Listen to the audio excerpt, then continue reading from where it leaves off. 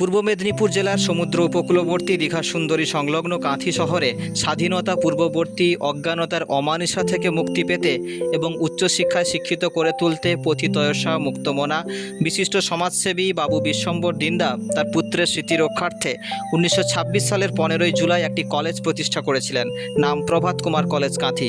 কলেজটি পূর্ব মেদিনীপুর জেলার সবচেয়ে পুরনো কলেজ এবং অবিভক্ত মেদিনীপুর জেলার দ্বিতীয় পুরনো কলেজ। 39 জন শিক্ষার্থী নিয়ে কলকাতা বিশ্ববিদ্যালয়ের অধীন এই কলেজটি প্রথম অধ্যক্ষ নেপালচন্দ্র রায়ের হাত ধরেই আর্টস ও সায়েন্স দুটি বিষয় নিয়ে পথ চলা শুরু করে।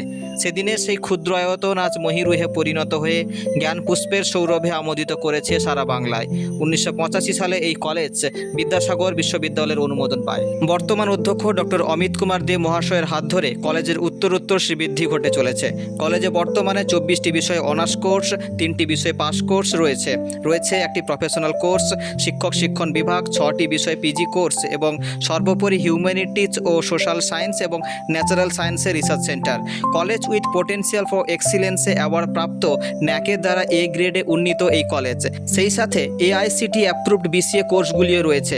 কলকাকলির কাঞ্চন সভায় রয়েছে বয়েজ হোস্টেল এবং গার্লস হোস্টেল, একটি বড় খেলার মাঠ, 3টি অডিটোরিয়ামও রয়েছে। শেখানো হয় সোলার প্রযুক্তি, ন্যানো টেকনোলজি, ভার্বিকালচার সহ মাশরুম কালচার।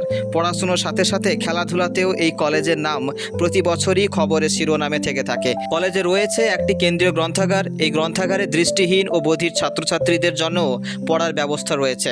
এনএসএস ইউনিট এবং এনসিসি ইউনিট তাল মিলিয়ে ছাত্রছাত্রীদের নতুন দিক উন্মোচনের কাজ করে চলেছে। 53টি ইনফরমেশন টেকনোলজি অনুমোদিত ক্লাসরুম রয়েছে সুপার কোয়ার্টার, ক্যান্টিন সহ বস্ত্র ব্যাংক। শতবর্ষের দোরগোড়ায় দাঁড়িয়ে প্রভাত কুমার কলেজ কাঁথি বিভিন্ন ক্ষেত্রে সেরার সেরা খেতাব জয় করে চলেছে।